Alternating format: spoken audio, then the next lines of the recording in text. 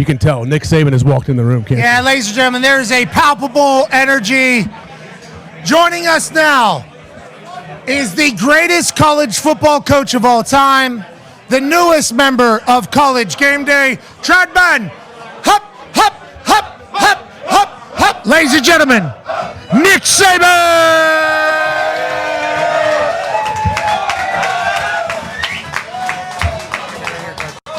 Give me right here, Coach. Coach. Always a pleasure. Get your hat. Now, Coach. Hey, great work. Whew. Me and the trad band are starting to work on some shit. We got our hand signals down. Coach Saban, I think these people would like to say thank you for everything you did for football. One more time, Coach Saban, ladies and gentlemen.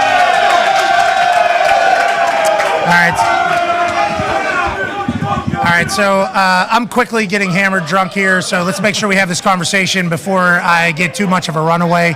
Coach, you're joining College Game Day this year. We're incredibly lucky and thankful. You are the man, ladies and gentlemen. You are the man. Coach. Appreciate that. I don't know if your microphone's on. So whenever you, when you come over to Ireland here for your first College Game Day, I saw that you've gone to both.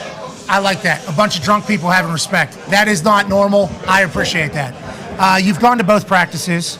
Now you're viewing the season through a guy who's going to do TV.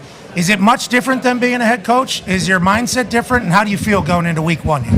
Well, it's very different. It's great to have the opportunity to see games, to be a part of football, to prepare for games. But, this is the moment of truth for every college team. When you play your first game, you're always worried about how's the quarterback going to play, how's the defense is going to play, what are our issues, what are our problems, what do we need to fix. I don't have to worry about that right now. I can analyze it, but I don't have to worry about it. But it is something that I respect for all the coaches and all the teams out there that are concerned about how's their team going to play in the first game and what do they have to do to improve throughout the season. What do you think about the Georgia Tech-Florida State game right now? And I know we're going to hear a lot more out of you on game day tomorrow. I cannot wait to get started, and it's an honor to work alongside of you. But looking at this game, it's in Ireland. It's the first week.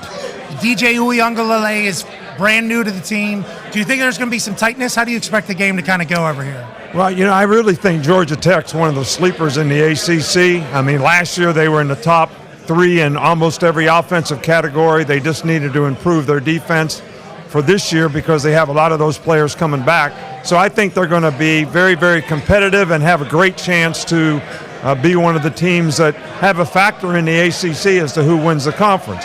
On the other hand, Florida State, to me, has one of the best 5 probably personnel-wise teams in the country, the way they've been able to reload through the portal, as well as having good recruiting and good young players coming up in the program that they've developed. So I think they're one of the best teams in the country, and looking at them on the field, they're a very physical, good-looking team. Did you say program or program? Program. No, it's program. Program. We call our show a program because you say program. Just want to let you know that. That's a little inside baseball. We call this show the program strictly because of the way you say the word program. That's neither here nor there. Connor has a question for you, Coach. Yeah, Coach, you leave Bama, and then one of the first things you say is, hey, there's no chance Alabama wins the SEC title game. You said, Texas and Georgia are going to play in the championship. Did you do that on purpose? Like, hey, I'm going to feed Alabama a little motivation saying that they're not going to be there? Or what are your thoughts about the Alabama team this year? Well, it's kind of reverse rat poison. There you go. I always hated it, and I'm going to hate it on this show. I might as well say it right off the bat. What, this show or any show or game day, having to predict and make hypothetical decisions about who's going to win a game, who's going to win a championship, who's going to win what conference. So I've always hated that. So I picked Georgia and Texas because it's reverse rat poison for Alabama. It's a motivating factor for them not to get picked, because I hated to be picked first or second because you don't know how that's going to impact your team psychologically. These kids are affected a lot by what they read, what they hear, what they see.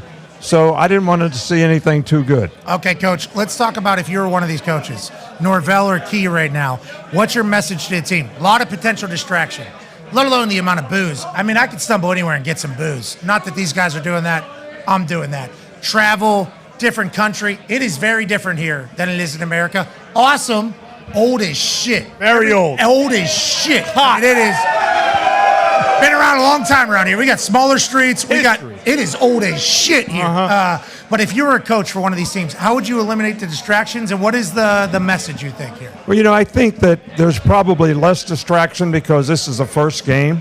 So no one's really looking at this like it's a bowl game. I think everybody's looking at it with anticipation of the season. What kind of team do we have? How am I going to play individually? The individual players want to go out and play well and sort of create their legacy as a player in terms of who they are, what their identity is going to be, and the same thing for the team. So I think there's a lot less distractions being the first game than it would be if this was the last game of the season or a bowl game, because everybody's got great hope for what they can accomplish this year, individually as well as collectively as a team. Tight though, right? Chance it could be tight week one, right? Don't you think? Some teams. I'm sorry? Tight. Could be tight. I think there's always a little anxiety, especially in first games. I think once you start playing, getting the rhythm of things, you know what to expect, not as much.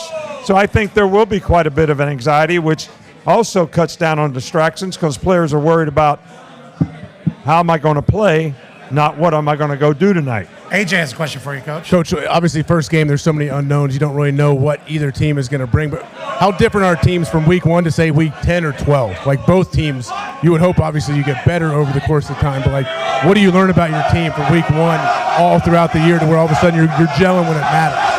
Well, I think the big thing is as coaches, you have a philosophy about, okay, what do we want to be? But sometimes that doesn't match up with the personnel that you have and who we ought to be. And I think that's what you find out. And I think our team last year was a great example of that. We play really bad against Texas. We don't play very well against South Florida because we were trying to figure out who we needed to be as a team. And once we settled on Jalen Milroe and did the things that he could do, we became a pretty good team. So I think sometimes you got to find out about who you are. And you can't always do that in practice. So you got to go out there and play, and then you got to be willing to be flexible as a coach and make the changes you need to make so your team can aspire to be what they're capable of. Tone has a question for you. Yeah, Coach. Florida State had 10 guys drafted off of last year's team, whole new quarterback, backfield, wide receivers. You've had similar situations. Is this the worst case scenario for them going up against a conference opponent week 1 who has a lot of returning players? You talked about their offense, how good it is, versus some schools week 1 have an FCS school or a group of 5 team. Is this not the worst case scenario for Florida State, but they would prefer something different than on the road internationally against a Georgia Tech team? Well, I think, first of all, when you play a good opponent the first game of the season, being a conference opponent in the ACC in Florida State's case, it makes your off-season better, it makes your winter conditioning better, it makes your summer conditioning better, it makes fall camp better. So your team makes more progress because they're challenged by the first game. Where if you play an easy opponent, an FBS opponent or somebody like that, they can have a little bit more of a complacent approach and not pay attention to detail, not prepare the way you'd like for them to, and then probably not play as well. So now you're worried about how your team's going to progress. I always wanted to play a good team first because I wanted to see where we were as a team, but I also knew the impact it would have leading up to the season in terms of how the players approached it. Okay, let's talk about that. Scheduling tough opponents as opposed to easy opponents. If you lose games early in the past, you're out. You're done. Now, you guys lost to Texas early, but were able to get back into it, and obviously that was a massive conversation because you beat Georgia. 12-team playoff. Are coaches worried about that now when they're talking to their team? How do you think that affects how you kind of communicate with your squad? Well, we didn't. Because you can lose. You can lose, and you're good. Yeah, but really, as a coach, we never had any signs up that said win the SEC or any signs up to say win the national championship. We wanted everybody to be a champion, be everything that they could be the best player they could be the best version of themselves. So that's what you really want your team to focus on. But what the 12-team playoff does to me is give a lot more teams hope. There's got to be 25 to 30 programs out there right now, 5 or 6 teams in each conference probably, that have a great chance to make the playoff in some form or fashion, even if they don't win the conference championship. So I think that's a great thing for college football. It's a great thing for fans. It's going to certainly create more interest, nationally and especially late in the season. if you're in the NFL, everything's for parity, right? Yep. So if the NFL owners could have it the way they want it, they'd want everybody to be 8-8 after 16 weeks of the season, so every fan base is involved the 17th week. Hope. Well, there's going to be more of that hope in college football right now. West Virginia's about to run the table. Your thoughts as a West Virginia man? Look, I'm a Mountaineer. That's where I grew up. Yeah, we Hell know. yeah. I have a tremendous amount of respect for the fact that you played there. Hell yeah. I coached there, Yeah. and I love my state. But their program has not been able to sort of sustain the kind of success that they've had in the past, and hopefully they'll get back to having that kind of success in the future, especially with your impact on name, image, and likeness. Amen. The program is just hop, hop, hop, hop, hop, hop, hop, hop, hop, hop, hop, hop.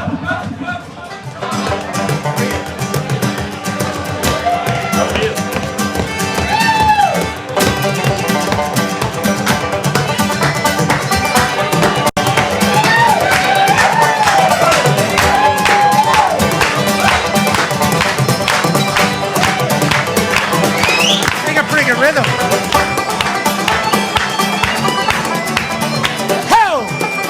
Good work over there, Trad Band. Great run. West Virginia's going to be just fine. Thank you. And I'm excited to hear what you have to say about them all year on College Game Day. You had pretty good rhythm there. And I've seen you doing like the electric slide in people's living rooms. How pumped are you that you don't have to recruit anymore? Legitimately, how pumped are you don't have to recruit anymore? I love recruiting. I love recruiting because you create a lot of relationships with a lot of people that are lifelong relationships. And I loved it more when you could impact the players by the program that you had in terms of helping them be better people, helping them graduate, have a better chance to be more successful in life, and develop a career as a football player. So I love recruiting. I always did. I learned early on that I could not coach a bad player to play good. I remember So you said that. the whole thing was about getting good players. Like, I'd have loved to have this guy. Yeah, well, you didn't recruit me or him, I don't think. So, Yeah, but we made a mistake. oh, hey, not with me, with AJ for sure. Connor's got a question for you, Coach. Coach, you mentioned something there about the conferences, and obviously one of the teams that has never been in a conference, Notre Dame. Is it much harder when you're not in a conference because they do have to be perfect throughout the whole year because they don't have that, even ability to get a bye because at the best they can be the 5 seed? And do you think it's inevitable that they'll join one of the conferences so that they have that option going forward? I don't really feel like Notre Dame there's good and bad in their circumstance.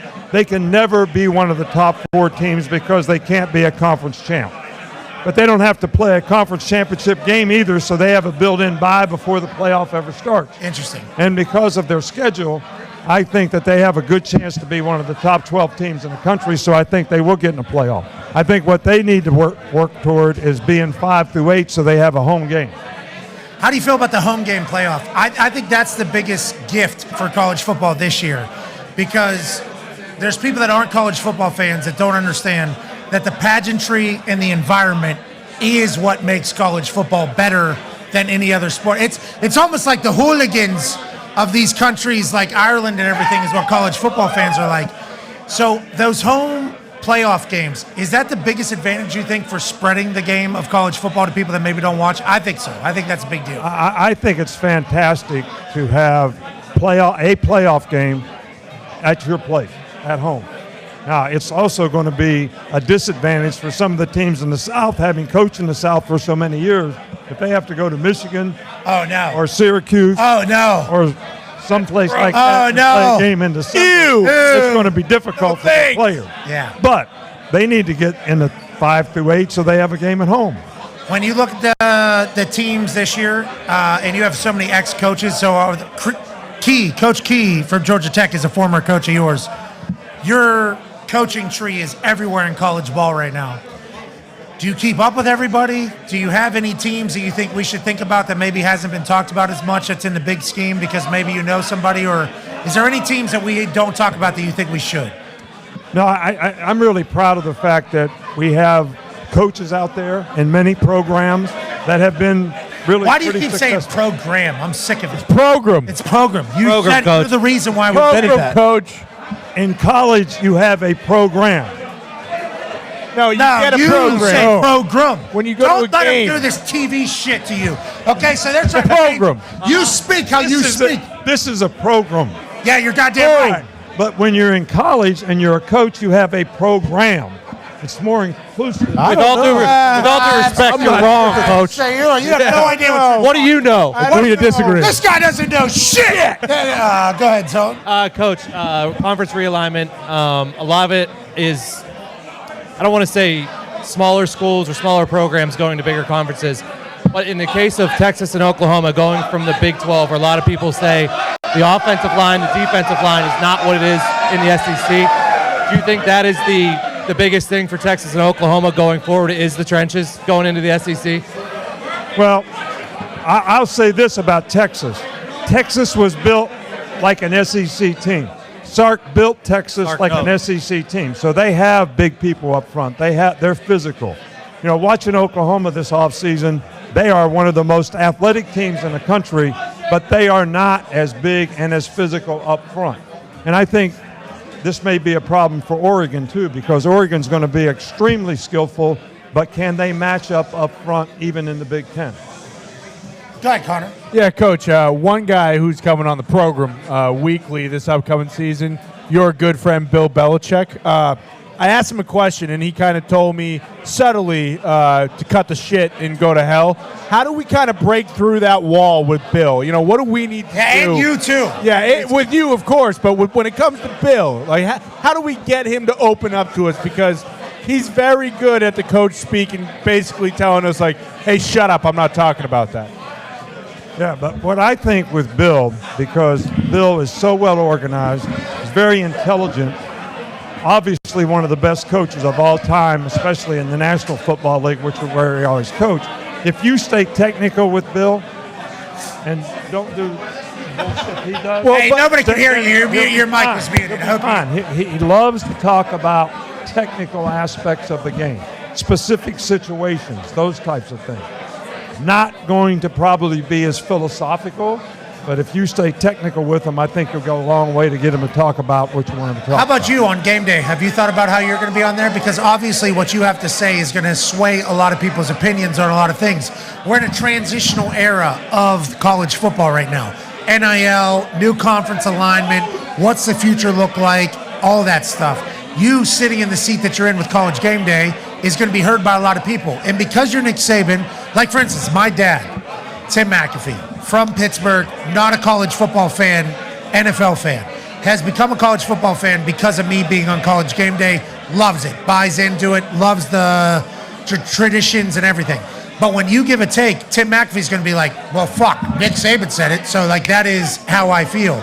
Do you understand that that's how people are going to view your thoughts in this transition era? And you take that as a responsibility you hold upon yourself. Yeah, and I think the biggest challenge for me is I'm still a coach.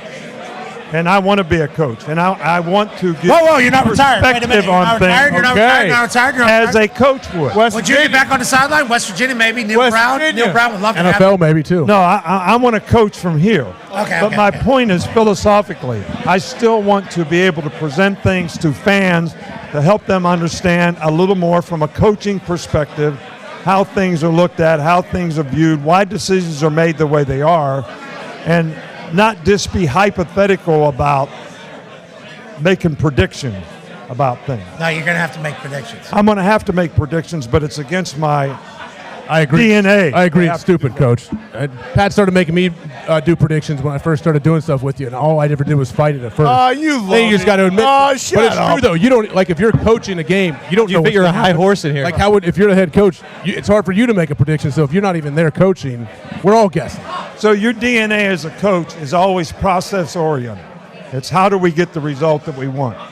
And now you're asking me to predict what the result's going to be, and that's going to be difficult. Yeah, but you have a big brain, so you should figure it out. How do you feel about this guy's nipple is just out right behind you right here? This guy in the referee shirt. The referee, yeah. Yeah. How do you feel about it? Not bad. It's great. I think it's great to have this kind of passion. That Florida State has this many fans here. I hope Georgia Tech has a lot too. And I'm glad to see the spirit in Ireland is what it is for college football.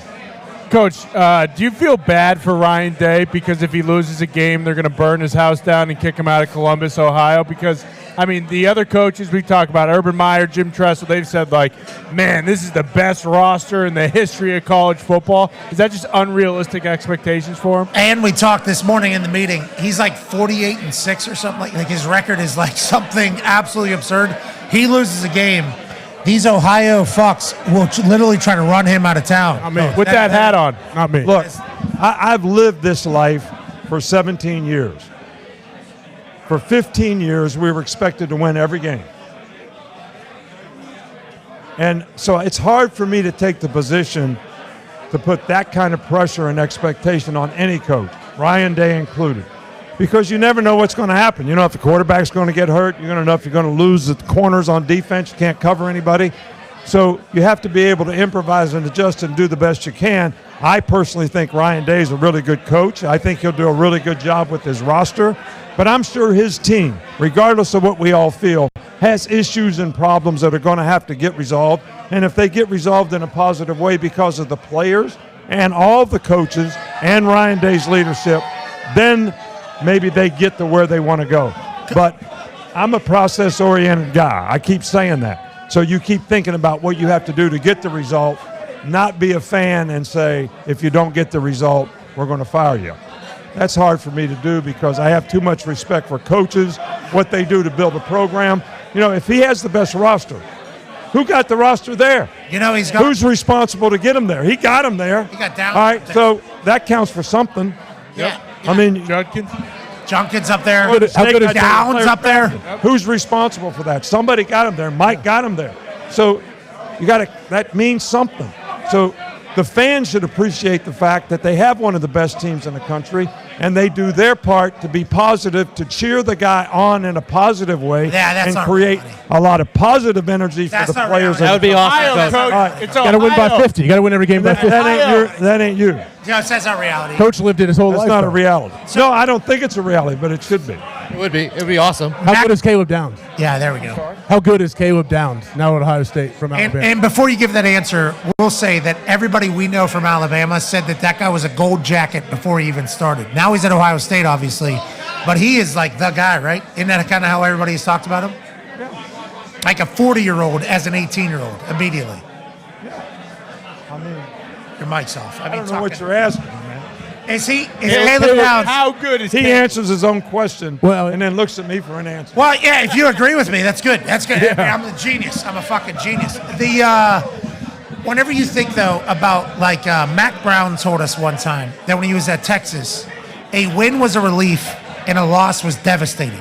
So there was no happiness. There was never any happiness. For Ryan Day, it's the same thing, seemingly, at Ohio State right now. Because he wins. Nobody cares. It's about Michigan, and it's about whether or not you're going to get in. Did you get to that point? And at what point did you get to that point? No, I think you eventually get to that point, but it's a lot more fun when you just get your players to go out and compete and play the best that they can play and enjoy the fact that they're doing that. Because when you get out of that mode, you put pressure on yourself, it creates anxiety, you make bad decisions, and that's not good. So you got to stay out of that world. I mean, to me as a coach. Yeah. And a player. Because, look, high achievement motivation is good. Low anxiety is good. So when we're doing things that create high anxiety, that's not going to help you win. And that's why I think these expectations that you're putting on Ohio State is not going to help them win. It's not going to help their players, and it's not going to help their coach. You talked about it a lot. Texas, Oklahoma coming into the SEC. We got Oregon, Washington coming into the Big Ten. Oregon is expected to be able to just win the Big Ten. Texas potentially going to win the SEC. Whole new world for these people. What are their thoughts, you think, going in, the coaches? Well, I think both those programs are, Dan Lanning's a really good coach. He's You a like great Dan? job at Oregon. 37, right? 38 years old? Yeah. Yeah, well, he was a GA for us. Yeah, and then he told you to go to hell and he won for Georgia. Yeah, and I don't like that. I actually wanted to hire him. My theory of having all these young guys on the staff and developing them was to get them a job at Memphis State and then be able to rehire them. Well, when all these guys started coaching, Kirby, Pruitt, Billy Napier, Mike Loxley, they all hire them before I could hire them. That's unbelievable. Kind of blew up on them. Hey, hold on there. There was a quote from Jimmy Sexton or from you about Lane Kiffin. What was it? I've never made a quote about Lane Kiffin, so it wasn't from me. How was that? Because Ole Miss might go this year. This might be Ole Miss is going to be good. Ole Miss is going to look like a big-time program up front, which has always been their issue. I mean, they lost to us in Georgia last year because they couldn't match up front.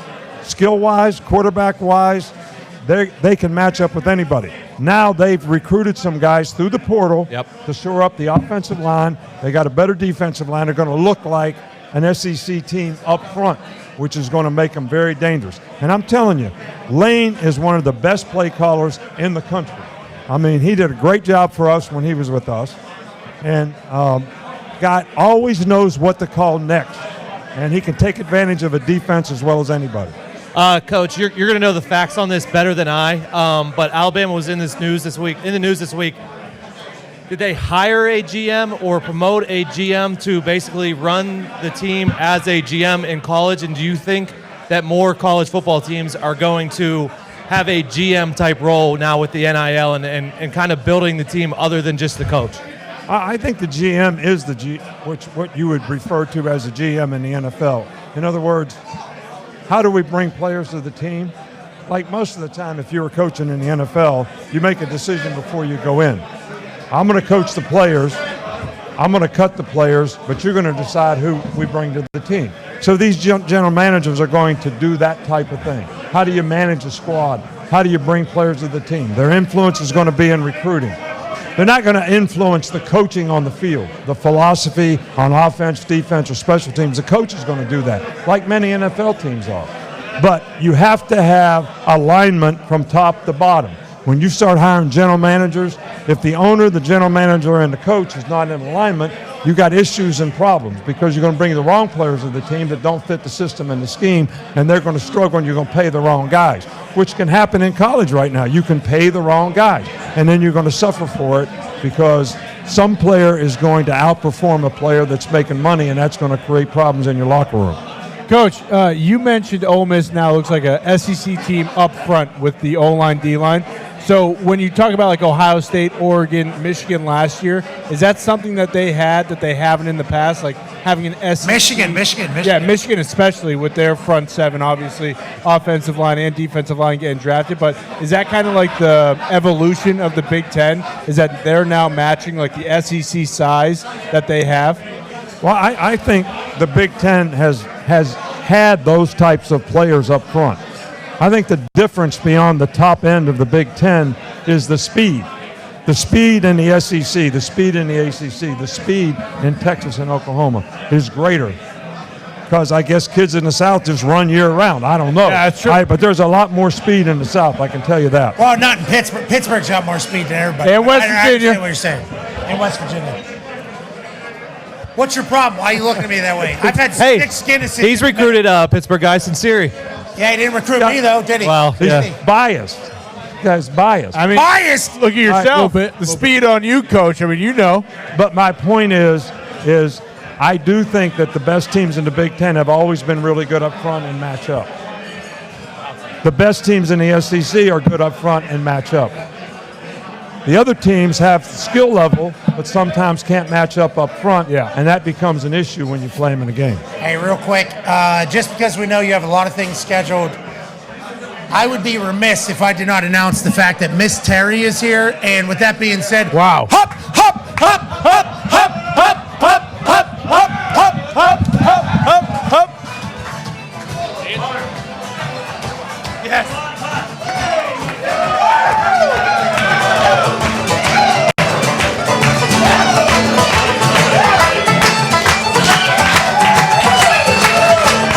That's awesome. Just real quick, as somebody who's very married, the story of you. Hey! Nailed it. We're on the same page. Good work, boys. As somebody who is married, probably never going to be married. No but you thanks. get it. The story between you and Miss Terry is a beautiful thing. Everybody credits Miss Terry for being a badass. They're talking about like building a statue of Miss Terry. Can you talk about how awesome your wife is? Like legitimately, I don't know how many times you get an opportunity to do this, but your wife, by all accounts, is one of the coolest humans and best humans on earth. No question. And she has been the love of my life and always made me better in everything that we do. And we're talking about 7th grade science camp is where we met. We went to different schools. So it's not just the 52 years that we've been married. It was quite a few years before that. And she can dance. I will say that. She can step through it. But that's one of the few things we could do when we grew up. You know, they took the fire trucks out of the fire department, put the record player in, had a dance on Friday night. Yeah, that's That was it, baby. Awesome. That was it. Hey, Coach. But we've been a great team.